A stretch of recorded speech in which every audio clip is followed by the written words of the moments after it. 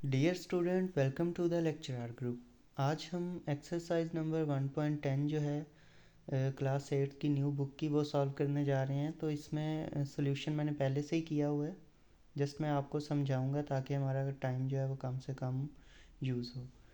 तो जी, इसमें अगर हम देखें तो सबसे पहले उन्होंने दिया है length of a square shape box is 324 centimetre, find area. तो आपने याद रखना है एरिया का जो फार्मूला है, एक तो मैंने यहाँ पे लिख भी दिया है साइड का स्क्वायर, साइड मीन लेंथ। तो कई बार हम ऐसे भी लिखा देखते हैं area is equal to length का स्क्वायर। तो आगे हम यही फार्मूला बार बार यूज़ करने वाले हैं, तो इसको आप एक बार जहन नशीन कर लें।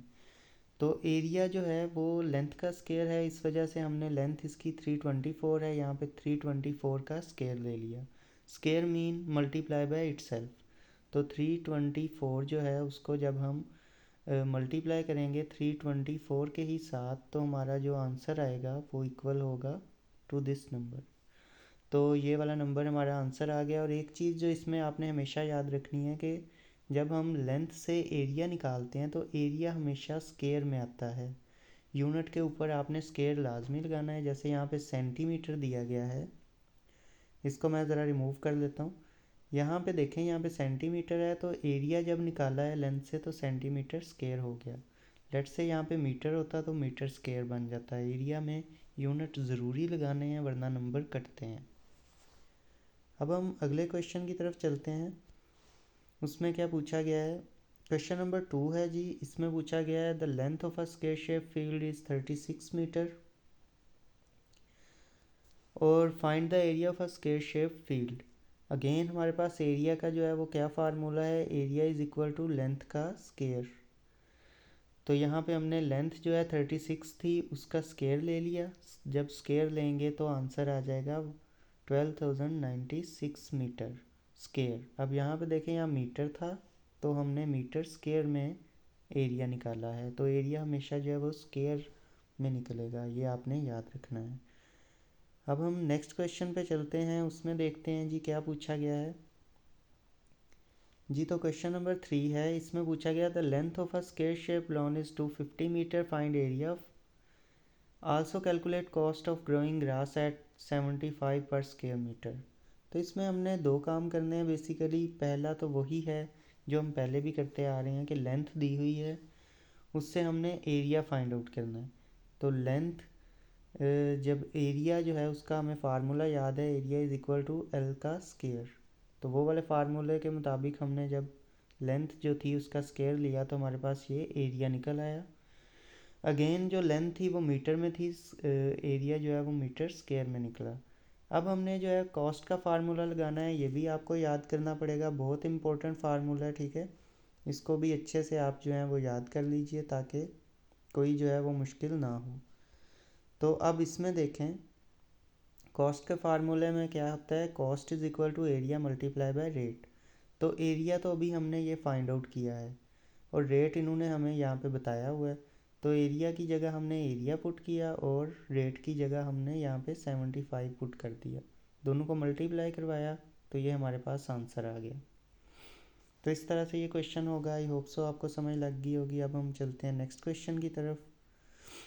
मैं थोड़ा सा फास्ट जा रहा हूँ क्योंकि ये क्वेश्चन आसान है, आगे जो मुश्किल क्वेश्चन आएंगे उन पे हम ज़रा टाइम लगाएंगे। तो क्वेश्चन नंबर 4 को अगर देखें तो इसमें हमसे पूछा गया है the area of a square shape field is this, find the length of its side. अब ऊपर जो 3 सवाल किए हैं हमने, उसमें हमें लेंथ दे के एरिया पूछा गया था। तो अब हमें एक नया फार्मूला लगाना पड़ेगा, वो ये है कि अगर हमें साइड की लेंथ फाइंड करनी हो और एरिया गिवन हो तो एरिया का हम स्क्वायर रूट लेते हैं, यानी कि length is equal to square root of area. अब हमें उन्होंने एरिया दिया है तो एरिया का हम स्क्वायर रूट लेंगे। ये यहाँ पे देखें, हमने ये जो वैल्यू है इसका स्क्वायर रूट लिया, तो जैसे ही इसका स्क्वायर रूट 120 मीटर निकला है। और ये भी याद रखें कि एरिया जो था वो यहाँ पे भी देखें स्क्वायर में दिया गया है। मैं इसको ज़रा रेस कर देता हूँ ताकि आपको सही से नज़र आए। यहाँ पे देखें मीटर स्क्वायर में था, लेकिन जैसे ही वो लेंथ में कन्वर्ट हुआ है तो उसका मीटर बस रह गया, स्क्वायर मिट गया। स्क्वायर कैसे कैंसिल हो गया, स्केयर इस स्केयर रूट के साथ जो है वो कैंसिल आउट हो गया। तो अब हम चलते हैं नेक्स्ट क्वेश्चन की तरफ, जो कि क्वेश्चन नंबर 5 है। जी क्वेश्चन नंबर 5 में क्या पूछा गया है इसको आप देख लेते हैं। जी तो क्वेश्चन नंबर 5 जो है उसमें ये पूछा जा रहा है, the area of a square shape field is this, how much string is required to fix along its side as a fence. तो अगेन हमें एरिया दिया गया है और पूछा गया है कि साइडों पे स्ट्रिंग लगानी है हमने एज अ फेंस, तो वो कितनी चाहिए होगी। अब इससे पहले मैं ये क्वेश्चन क्लियर करने से पहले आपको एक और चीज़ बता दूं। लेट्स से ये एक स्क्वायर शेप है, इसके एरिया से मुराद है अंदर वाला ये सारा हिस्सा, जो जहाँ मैं लाइनें लगा रहा हूँ, ये सारा हिस्सा इसका एरिया है। और इसका एक बाउंड्री है, ये जो साइडें हैं ये इसकी बाउंड्री है, यहाँ पे फेंस लगनी है। ये जो बाउंड्री है इसको हम इसका पेरीमीटर भी बोलते हैं, और पेरीमीटर का भी एक फार्मूला होता है। मैं अगेन इनको हाईलाइट कर रहा हूँ बाउंड्री को। यहाँ पे अगर कोई चीज़ लगनी है तो वो पेरीमीटर कहलाएगा, और अगर सेंटर में ये जितना भी एरिया है ये इसका एरिया है। साइड इसका एरिया नहीं है बल्कि ये इसका पेरीमीटर आएगा। तो अगर हमने इसके साइड पे कोई बाड़ लगानी है तो वो पेरीमीटर में आएगा। तो आपने एक तो ये एरिया का तो आपको पहले से ही पता है कि एरिया गिवन है, तो हम एक साइड कैसे निकाल सकते हैं, एरिया का स्क्वायर रूट लेके। तो यहाँ पे हमने एरिया का स्क्वायर रूट लिया तो हमें साइड की लेंथ मिल गई। अब हमने पेरीमीटर का फार्मूला लगाना है। Perimeter mean boundary of the square. तो 4 multiply by side length. Side length हमारी क्या निकली है, अब यहाँ पे देखें, लेट्स से ये एक साइड इसकी 650 मीटर की है, तो ये दूसरी भी है, ये तीसरी भी है, ये 4, तो टोटल 4 साइड्स हैं, इसलिए हम इसको 4 के साथ मल्टीप्लाई करवाते हैं पेरीमीटर में। तो इस तरह जब 4 के साथ मल्टीप्लाई करवाया तो हमारे पास पेरीमीटर निकला 2600 मीटर। तो हमें टोटल जो स्ट्रिंग चाहिए वो 2600 मीटर स्ट्रिंग जो है वो रिक्वायर है इस काम के लिए। अब हम जो है वो नेक्स्ट क्वेश्चन यानी क्वेश्चन नंबर 6 पे मूव करते हैं और देखते हैं इसमें क्या पूछा गया है। जी इसमें अगर देखें तो एक गार्डनर है जो कि चाहता है कि ये प्लांट्स की तादाद है 1,22,500 ट्रीज़ जो हैं वो इस तरह से लगाना चाहता है कि नंबर ऑफ़ ट्रीज़ जो हों वो इक्वल हों नंबर ऑफ़ रोज़ के, यानी जितने वो एक रो के अंदर ट्री लगाए, यानी रो को अगर देखें तो रो को हम इस तरह से मेंशन करते हैं, इस तरह की लाइंस जो हैं वो रोज़ में आती हैं, और कॉलम इस तरह की लाइंस आती हैं। इस क्वेश्चन में मैं ये ऐड करना चाहूँगा कि ये क्वेश्चन से मुराद क्या है। बेसिकली इसमें ये वो पूछ रहा है कि अगर मैं एक रो में 3 दरख्त लगाता हूँ, लेट्स से ये मैंने 3 डॉट लगा दिए, अब इसी तरह हर रो के अंदर जो है वो 3-3 प्लांट उसने लगाने हैं, तो इससे एक शेप बनेगी जो कि स्क्वायर शेप ही होगी। यहाँ पे इतनी ख़ास तो नहीं बन रही, लेकिन ये देखें अगर, तो 3 रोज़ हैं और उसमें 3-3 ही पौधे हैं, तो ये एक स्क्वायर की शेप बनी है। तो ये आपने याद रखना है कि ये फिर उसका एरिया हुआ स्क्वायर का, और अंदर यानी कि ये यहाँ पे जितने भी पौधे लगेंगे ये उसके एरिया में आएंगे। तो जब भी ऐसा क्वेश्चन आए, ये क्वेश्चन इस तरह के 2-3 आते होते हैं जो मैं आपको एक्सप्लेन करना चाह रहा हूँ। उनमें वर्डिंग क्या होती है, उनकी कोड वर्डिंग क्या होती है, उसमें बेसिकली ये होता है, या तो वो कहेंगे कि जैसे इसमें कहा है number of trees equal to the number of rows, या आपको ये कह देंगे number of rows are equal to the number of column. Column मैंने बताया है आपको, इस तरह नीचे को लाइंस जो हैं वो कॉलम कहलाती हैं। तो अगर रोज़ और कॉलम इक्वल हैं तो भी कौन सी शेप बनेगी, स्क्वायर की शेप। अब यहाँ पे स्क्वायर का इन्होंने ज़िक्र नहीं किया, लेकिन हमें ये समझ लग जाती है कि अगर हम इस तरह से प्लांट जो हैं वो लगाएंगे कि जितनी रोज़ हैं उतने ही कॉलम हैं, या जितनी रोज़ हैं उतने ही नंबर ऑफ़ प्लांट हैं। या एक और क्वेश्चन भी मेरे जहन में आ रहा है कि एक बार सवाल आया था कि क्लास के अंदर 25 बच्चे हैं और हर बच्चे ने 25 रुपीज़ ही दिए हैं, मतलब जितनी तादाद है उतने पैसे ही डोनेट किए हैं। तो उसमें भी हमने स्क्वायर का फार्मूला ही यूज़ करना है, क्योंकि रोज़ कॉलम या जितनी तादाद है उतने ही पैसे, या एक रो के अंदर उतने ही पौधे जितनी रोज़ हैं, ये सारे इंडिकेटर हैं कि स्क्वायर की बात हो रही है और उसका एरिया बताया जा रहा है। तो यहाँ पे हमें एक स्क्वायर का एरिया दिया गया है। उसका अब हमने एक रो में कितने पौधे होंगे ये फाइंड आउट करने के लिए हम सिंपल उसका स्क्वायर रूट ले लेंगे। तो हमने ये जो नंबर था उसका जो है वो स्क्वायर रूट ले लिया। जब स्क्वायर रूट लिया तो 350 आंसर आया। इट्स मीन 350 उसकी रोज़ होंगी और हर रो में 350 ही प्लांट वो ग्रो करवाएगा। अब हम नेक्स्ट पे चलते हैं जी। नेक्स्ट क्वेश्चन में क्या पूछा गया है? क्वेश्चन नंबर 7 में वो कह रहा है जी कि area of a rectangular field is 1092 metre square, the length is 3 time as its width, find its perimeter. अब वो कह रहा है कि लेंथ जो है वो 3 गुना होगी और विड्थ जो है वो उससे 3 गुना ज़्यादा होगी लेंथ। अब यहाँ पे एक तो आपको ये याद रखना पड़ेगा कि अब बात जो है वो रेक्टेंगल की हो रही है, स्क्वायर की नहीं हो रही। तो इट्स मीन कि यहाँ पे फार्मूलाज चेंज होंगे, रेक्टेंगल के फार्मूला लगेंगे। और दूसरा ये जो मेन इन्फॉर्मेशन है इस पर बहुत गौर करना है आपने कि उसकी लेंथ जो है वो 3 टाइम ज़्यादा है किससे, विड्थ है। तो लेट्स से हमने विड्थ x ली है तो लेंथ हम क्या लेंगे 3x। और एरिया जो है, एरिया अब किसके एरिया की बात कर रहे हैं जी? अब एरिया है रेक्टेंगल का। रेक्टेंगल का एरिया का फार्मूला याद रखना है, लेंथ मल्टीप्लाई बाय ब्रेथ होता है या विड्थ होता है। तो इन दोनों को मल्टीप्लाई करें तो आएगा एरिया। अब एरिया जो है हमारे पास ऑलरेडी गिवन है तो एरिया की जगह यानी इस एरिया की जगह हमने यहाँ पे एरिया पुट कर दिया और लेंथ उसकी जो है वो 3x है और विड्थ कितनी है x। इन दोनों को मल्टीप्लाई करने से ये आना चाहिए। अगर हम इसको फर्दर सॉल्व करें तो 3x जब x से मल्टीप्लाई होगा तो 3x स्क्वायर आ जाएगा। ठीक है, तो यहाँ पे ये एक ही लाइन में इसको सॉल्व कर दिया है। मैं इसको ज़रा आपको समझा देता हूँ। तो यहाँ पे क्या आ जाएगा, 3x का स्क्वायर इज़ इक्वल टू 1092। इस तरह से आंसर निकलेगा। अब जो ये 3 है ये इधर मल्टीप्लाई हो रहा है, हम इसको इस साइड पे भेजेंगे, इक्वल टू के दूसरी साइड पे भेजेंगे तो ये उधर जाके क्या हो जाएगा, डिवाइड। तो हमारे पास जो नेक्स्ट वैल्यू आएगी वो इस तरह से आएगी कि x का स्क्वायर इधर बच जाएगा और उधर आ जाएगा 1092 डिवाइडेड बाय 3। 3 कौन सा, ये वाला 3 जो हमने इस 3 को इधर भेज दिया तो यहाँ से वो कैंसिल आउट हो गया और वहाँ पे जाके जब डिवाइड होगा तो आंसर निकल आएगा ये वाला। तो ये कुछ स्टेप अंदर से मिस थे, इस वजह से मैंने जो है वो उसको साइड पे करके आपको दिखा दिए।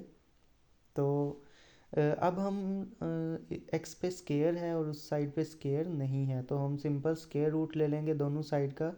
एक्स का स्क्वायर जो है वो स्क्वायर रूट से कट जाएगा और एक्स सिंपल आ जाएगा और दूसरे का जब स्क्वायर रूट लेंगे तो वो आंसर निकलेगा 19 मीटर। ये भी याद रखना है आपने, 19 मीटर। अब किसकी वैल्यू निकली है, एक्स की, और एक्स क्या थी हमारे पास, विड्थ। तो इसलिए आपने इसको लेंथ तस्वुर नहीं करना, ये आपकी विड्थ निकली है एक्स यानी कि 19 मीटर।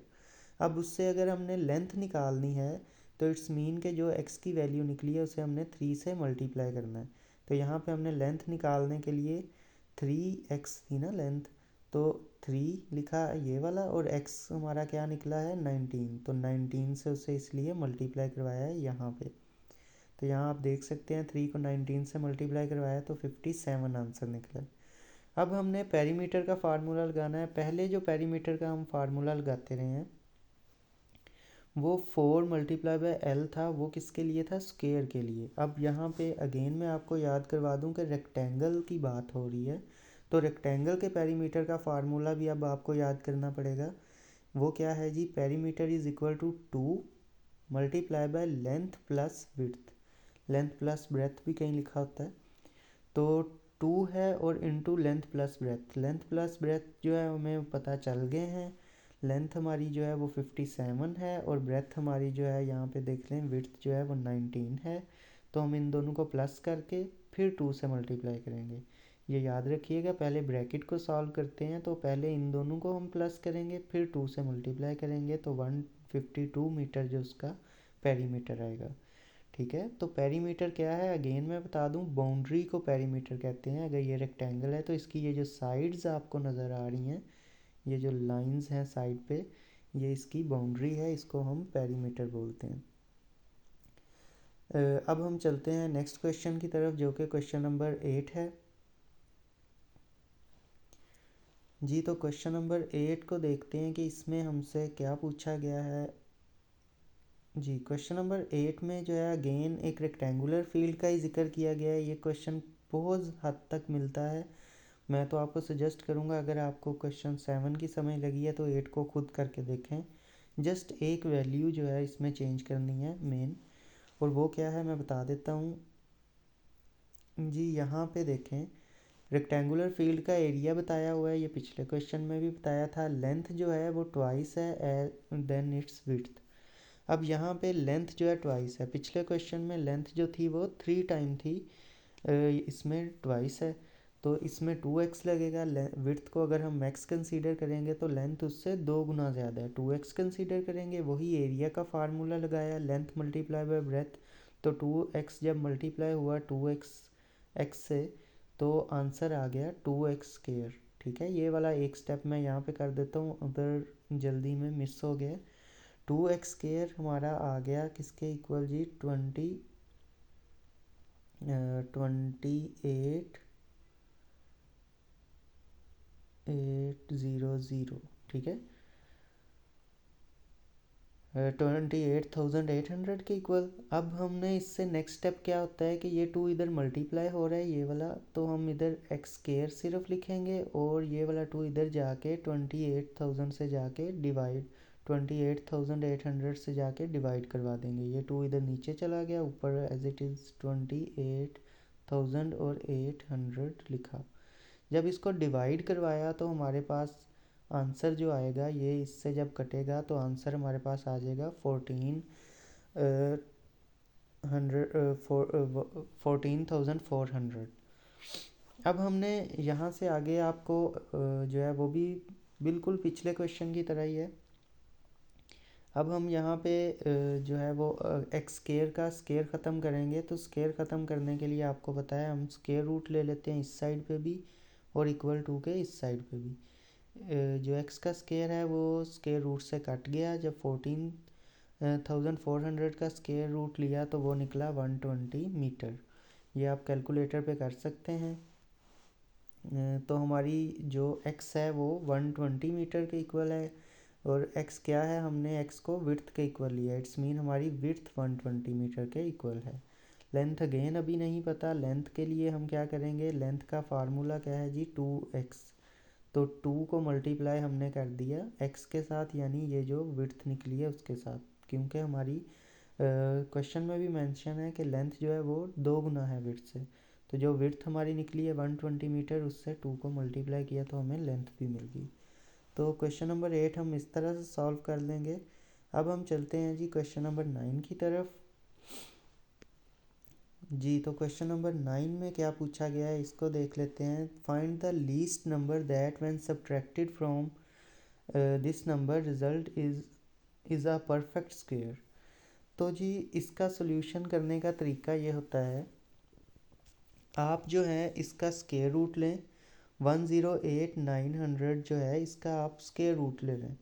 जब आप इसका स्क्वायर रूट लेंगे तो आपके पास स्क्वायर रूट की वैल्यू आएगी 330.19, या 1 के बाद कोई भी नंबर, लाइक पॉइंट तक तो आपका ये आंसर है। इट्स मीन कि आपका जो यहाँ तक है वो परफेक्ट स्क्वायर है नंबर, आगे जो एक्स्ट्रा नंबर आ रहे हैं वो परफेक्ट स्क्वायर नहीं है। तो हम इस चीज़ से आपने फाइंड आउट करना है कि आपने अपने कैलकुलेटर पे, या अगर आपको कोई भी मेथड करते हैं जैसे डिवीजन मेथड से करते हैं, तो आपने देखना है कि जब जहाँ तक पॉइंट आ रहा है ना वहाँ तक तो परफेक्ट स्क्वायर होता है नंबर, पॉइंट के बाद वाले जो नंबर है ना, इट्स मीन वो ऐसे नंबर हैं जो कि इसे परफेक्ट स्क्वायर नहीं बनने दे रहे। तो हम क्या करेंगे, हमें 330 मिल गया, जो पॉइंट से इस साइड वाला हिस्सा है ना वो आपने पकड़ना है और उसका स्क्वायर ले लेना है। तो 330 का इसलिए यहाँ पे हमने स्क्वायर लिया, तो वो ये वाला नंबर आ गया। इट्स मीन यहाँ तक तो नंबर जो है वो कंप्लीट स्क्वायर था, लेकिन इससे जो एक्स्ट्रा नंबर है ना मेन वैल्यू में, इस वैल्यू में, वो वाले जो हैं वो इसको कंप्लीट स्क्वायर बनने नहीं दे रहे। तो अब हम क्या करेंगे, ये जो हमारा 330 का स्क्वायर निकला था इसको हम माइनस कर देंगे इस नंबर से, ताकि जो एक्स्ट्रा नंबर हैं वो हम कट ऑफ हो जाएं और हमें एक कंप्लीट स्क्वायर मिल जाए। तो यहाँ पे हमने दोनों का डिफरेंस ले लिया। ये जो हमारा आंसर निकला था 330 का, उसमें उसको माइनस करवा लिया जी इस मेन नंबर में से। तो जी 187 जो है वो आंसर बचा। इट्स मीन कि अगर हम 187 को निकाल दें इस मेन नंबर में से जो क्वेश्चन के अंदर दिया गया है, तो हमारे पास परफेक्ट स्क्वायर आ जाएगा। एक तो ये तरीका है। दूसरा तरीका आप डिवीजन मेथड से कर सकते हैं। जहाँ तक सॉल्व हो जाएगा डिवीजन मेथड से आपका क्वेश्चन पॉइंट से विदाउट पॉइंट, वहाँ तक आपने हल करके बता देना है जी यहाँ तक जो है वो परफेक्ट स्क्वायर है। बाकी जो एट लास्ट पे जो नंबर बच जाएगा वो एक्स्ट्रा नंबर है, वो भी 187 ही बचेगा। तो वो आपको माइनस करवाना पड़ेगा इस नंबर में से। अब हम क्वेश्चन नंबर जो है वो 10 को देख लेते हैं जी। 10 में क्या पूछा गया है। क्वेश्चन नंबर 10 में जो है वो पूछ रहे हैं the cost of levelling the ground of a circular region at a RS2 per square metre is this, find the radius of the ground. अब अगेन यहाँ पे एक तो हमसे बात ना स्क्वायर की जा रही है, ना रेक्टेंगल की, बल्कि एक सर्कुलर रीजन की है। तो सर्कुलर रीजन के लिए अब फार्मूले भी चेंज होंगे। लेकिन एक अच्छी बात है कि यहाँ पे जो रेट की बात की गई है, कॉस्ट की बात की गई है, तो वो पुराना ही फार्मूला है कि कॉस्ट जो है वो इक्वल होता है, हमने पहले ही पढ़ा है। कॉस्ट जो है वो किसके इक्वल होता है जी, कॉस्ट इक्वल होता है जी एरिया मल्टीप्लाई बाय रेट। तो जी अब हमें उन्होंने कॉस्ट भी बता दी है, कॉस्ट क्या आई है उन्होंने बता दी हुई है, रेट भी उन्होंने बता दिया हुआ है। क्या नहीं बताया जी, एरिया नहीं बताया। तो हम क्या करेंगे, ये आर इधर मल्टीप्लाई हो रहा है, इधर भेज देंगे, तो इधर जाके जो कॉस्ट के साथ डिवाइड होना शुरू हो जाएगा। तो हमारा एरिया किसके इक्वल निकल आया, कॉस्ट डिवाइडेड बाय आर, यानी कि रेट। तो ये मैंने इस तरह से इस फार्मूले को ही मॉडिफाई किया है कि कॉस्ट का फार्मूला होता है area multiply by radius, radius नहीं सॉरी, रेट। और रेट अब अगर हमने एरिया नहीं मिला हमें, तो हम रेट को इस साइड पे भेज देंगे, तो कॉस्ट के नीचे जाके वो डिवाइड होना शुरू हो जाएगा। तो अब हमने कॉस्ट की जगह कॉस्ट लिख दी और रेट की जगह हमने रेट को किया, दोनों को डिवाइड किया, तो हमारे पास आंसर आ गया एरिया। अब हमें एरिया तो पता चल गया, लेकिन स्टिल उन्होंने हमसे डिमांड क्या किया है, उन्होंने हमसे रेडियस डिमांड की है। तो अब हमने रेडियस फाइंड आउट करके देना है इस क्वेश्चन में। उसके लिए हमें क्या करना पड़ेगा, रेडियस जो है सबसे पहले हमें फार्मूला लगाना पड़ेगा सर्कल का। सर्कल जो है उसका फार्मूला क्या है, पाई आर स्क्वायर। तो पाई आर स्क्वायर जो है एरिया ऑफ सर्कल का फार्मूला है। तो उसमें बिल्कुल ऐसे ही जैसे रेक्टेंगल का फार्मूला था लेंथ मल्टीप्लाई बाय ब्रेथ, और जैसे जो स्क्वायर है उसका फार्मूला था एरिया का लेंथ मल्टीप्लाई बाय लेंथ, यानी लेंथ का स्क्वायर, वैसे ही एरिया ऑफ सर्कल का फार्मूला क्या है, area is equal to pi r square. That's why हमने एरिया की जगह जो है वो 2464 जो हमारा एरिया निकला है उसको पुट कर लिया और पाई आर स्क्वायर। अब वही काम करना पड़ेगा, ये जो पाई इधर आर के साथ मल्टीप्लाई हो रहा है इधर आके डिवाइड हो जाएगा। तो हमने ये इस स्टेप में देखें आर को अकेला कर लिया है, क्योंकि आर की हमें वैल्यू चाहिए। पाई जो था इधर इक्वल टू के इस साइड पे मल्टीप्लाई हो रहा है, यहाँ पे देखें आर के साथ, तो हमने इस साइड पे भेजा तो इधर जाके डिवाइड होने लग गया, इन दोनों को डिवाइड किया तो राउंड ऑफ करके 784 के इक्वल आंसर निकला हमारा। अब मसला ये है कि हमें तो आर का स्क्वायर चाहिए था, सॉरी हमें तो आर चाहिए और हमें अभी मिला है आर का स्क्वायर। तो हम क्या करेंगे, यहाँ पे हमें आर का स्क्वायर मिला है, हम इधर भी स्क्वायर रूट ले लेंगे, तो आर का स्क्वायर स्क्वायर रूट से कट जाएगा और दूसरी वैल्यू का हम स्क्वायर लेंगे तो उसका आंसर 28 मीटर निकलेगा। तो इट्स मीन जो रेडियस है उस सर्कल का, जो रेडियस है यानी कि सेंटर से किसी एक साइड तक का फासला वो 28 मीटर है। अब हम चलते हैं अगले क्वेश्चन में और देखते हैं उसमें क्या पूछा गया है। क्वेश्चन नंबर 11 जो है इसमें ये पूछ रहे हैं the cost of applying a square field is Rs 240 at Rs 2 per square 2 per 100 meter. Find 100 meter square. Find the length of the side of the square. अब अगेन हमने जो है वो उन्होंने क्या क्या बता दिया है जी, कॉस्ट बता दी है और हमें रेट भी बता दिया है। कॉस्ट भी बताई है और रेट भी बताया है। वैसे कॉस्ट का फार्मूला क्या है, एरिया मल्टीप्लाई बाय रेट। अभी हम ऊपर भी पढ़ के आए हैं, तो एरिया मल्टीप्लाई बाय रेट। लेकिन अब उन्होंने हमें कॉस्ट भी दे दी है, रेट भी दे दिया, एरिया नहीं दिया। तो हम रेट इधर मल्टीप्लाई हो रहा है इधर भेज देंगे, इधर जाके डिवाइड हो जाएगा और हमारे पास एक नया फार्मूला बन जाएगा जो कि एरिया का फार्मूला है। अब एरिया का फार्मूला जो है वो ये है कि कॉस्ट 240 है और रेट जो है 2 डिवाइडेड बाय 100। तो हम ऐसे कर लेंगे, इसको लिखने का एक और तरीका भी है। एक तो है सिंपल 2 डिवाइडेड बाय 100 का आंसर निकाल लें, एक हम इसको जो है मैं इस चीज़ को वाजे कर रहा हूँ यहाँ पे 240 या बल्कि साइड पे उसके सामने ही वाजे कर देता हूँ ताकि जो है वो सही से समझ आ जाए। इस चीज़ को हम यूँ लिख सकते हैं 240 डिवाइडेड बाय 2/100। ठीक है। अब हम मैथ के अंदर क्या करते हैं, जब डिवाइड को मल्टीप्लिकेशन में कन्वर्ट करें तो क्या होता है, ये क्या बन जाएगा 240 मल्टीप्लाई बाय 100/2। तो बेसिकली जब हम रेसिप्रोकल लेना पड़ता है, जब डिवीज़न को, इस डिवीज़न को हम मल्टीप्लिकेशन के साइन में चेंज कर देते हैं मैथ में मोस्टली, तो हमें रेसिप्रोकल लेना पड़ता है अगली वैल्यू का। तो इसका हमने रेसिप्रोकल लिया, तो 240 जब 100 से मल्टीप्लाई हुआ और उसके बाद हमने जो वैल्यू आई उसको 2 से डिवाइड कर दिया, तो आंसर हमारा आया 12,000। और अगेन ये एरिया है तो मीटर स्क्वायर में हम इसका जो है वो लगाएंगे यूनिट। अब हमें सिर्फ यहाँ तक नहीं है, find length of the side, अब हमें साइड भी निकालनी है।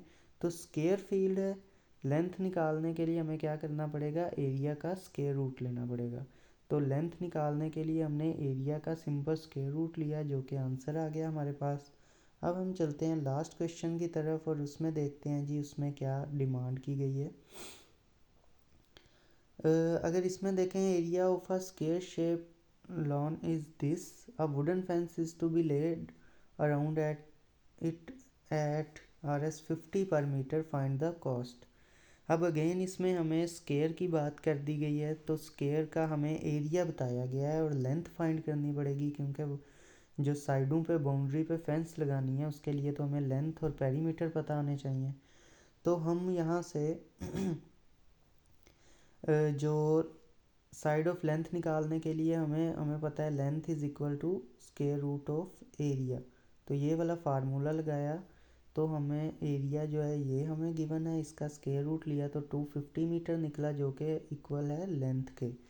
अब हमने पेरीमीटर का फार्मूला लिया क्योंकि फेंस जो है वो तो पेरीमीटर पे लगनी है, इस तरह स्क्वायर की साइड पे, बिल्कुल इस साइड पे। तो ये क्या होता है, बाउंड्री को क्या कहते हैं, पेरीमीटर। तो एक लेंथ जो है वो अगर हमारी 250 मीटर एक साइड है तो 4 साइडें हैं, इसलिए टोटल 4 से मल्टीप्लाई करवाया तो ये 1000 मीटर आ गई। अब उन्होंने कहा है कि कॉस्ट भी फाइंड करें, तो कॉस्ट का सिंपल सा फार्मूला है, आपको याद हो गया होगा। अब कॉस्ट इज़ इक्वल टू, आप मुझे बताएं, cost is equal to area multiply by rate. तो यहाँ पे हमने एरिया पुट किया, वो हमारे पास 1000 है और रेट हमारा यहाँ पे उन्होंने क्वेश्चन में दिया हुआ है 50 पर मीटर। तो 50 से मल्टीप्लाई किया तो 50,000 रुपीज़ हमारी कॉस्ट आ गई। तो ये है जी एक्सरसाइज 1.10। आई होप सो आपको समझ आई होगी। जहाँ से आपको हेल्प चाहिए मुझे ज़रूर बताइएगा कमेंट में, मैं आपको रिप्लाई करूँगा।